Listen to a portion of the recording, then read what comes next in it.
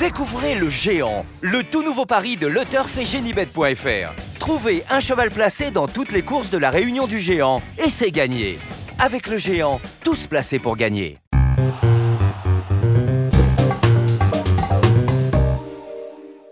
Bonjour à tous, heureux de vous retrouver sur le plateau de Paris Turf TV pour votre quotidienne reçue 5 sur 5, l'émission du Quintet Plus et du Top 5. Pour m'accompagner aujourd'hui, j'ai le plaisir de recevoir Stéphanie Chastin. Bonjour Stéphanie. Bonjour Philippe, bonjour à tous. Stéphanie, direction Auteuil ce dimanche, le prix Ardati, 5 ans, 3600 mètres, ce sera des haies. Un lot sympathique avec des bases solides, mais derrière c'est très ouvert. Oui, ça reste une course intéressante à étudier, avec des chevaux assez connus parmi les participants, oui, mais c'est ouvert. C'est ouvert. On va voir votre sélection tout de suite, Stéphanie. Alors le 12 Greenamix, le 6 Bullet Touffe, l'As Tsar de Noël, le 2 Rock the Race, le 8 Baguette Magique, le 14 Luc des Assens, le 13 Amisol et le 9 Bossa Nova. Allez, on attaque avec votre favori numéro 12 Greenamix. Excepté lors de ses débuts à Clairefontaine où il était tombé, il n'a jamais conclu plus loin que 5e sur les obstacles. Il vient notamment de se classer 3e, c'est notre course référence du Tanerco pour ses débuts à Auteuil. On va le voir appuyer contre la lisse. Très belle fin de course. On va presque dire c'est un vainqueur potentiel par rapport à ce qu'il vient de réaliser. Il disparaît de l'écran tellement il va finir vite. Non, il court vraiment très bien ce jour-là. Bon, après c'était le handicap deuxième épreuve, hein. Mais il faut signaler que ce jour-là le terrain était très souple, voire lourd. C'est un cheval qui peut préférer peut-être un terrain moins assoupli. Ça sera sûrement le cas dimanche, sauf gros orage. Mais voilà, c'est un cheval qui est en progrès, qui gravit les échelons et qui est tout à fait capable de remporter une course comme ça.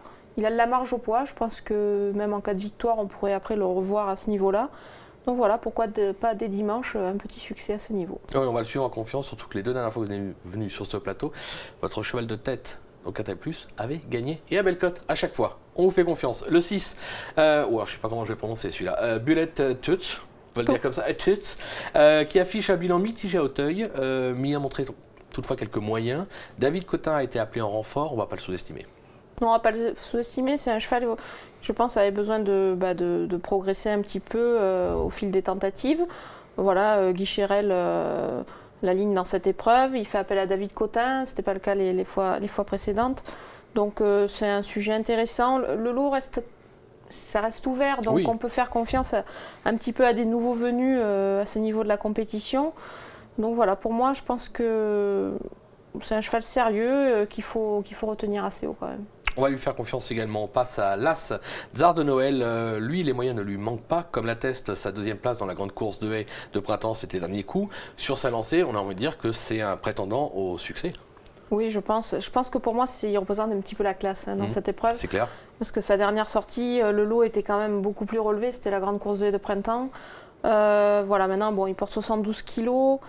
C'est peut-être le petit bémol qui a fait que je ne l'ai pas mis en tête. Mais en cas de victoire, ça ne serait vraiment pas une surprise.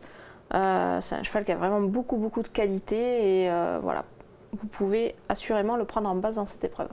Confirmation avec Fabrice Fouché, son entraîneur, que Emmanuel est allé rencontrer sur la plage. On regarde. Effectivement, la dernière course est plutôt très bonne. C'était la grande course de printemps à Auteuil. Bon, on est battu par un cheval qui a répété dans une bonne course, donc c'était plutôt positif. Ça a concrétisé la course qu'il a fait avant, qui était plutôt excellente. Donc voilà, c'est un cheval d'Auteuil qui court dimanche avec une première chance forcément. Il a travaillé ce mercredi matin, ça consistait en quoi? Il a fait un canter sur la plage comme il fait habituellement. De toute façon, actuellement, tout est positif avec lui. Le cheval est très bien. Il a eu le temps depuis sa dernière course, qui est quand même 4300 mètres sur une course assez violente et assez bon. Il a eu un bon mois. Il a bien récupéré. Depuis, il a bien retravaillé. Il fait des canters réguliers. Il a sauté. Tout donne satisfaction. Ce matin, il était très bien sur la plage. Le cheval est plutôt beau, plutôt délié.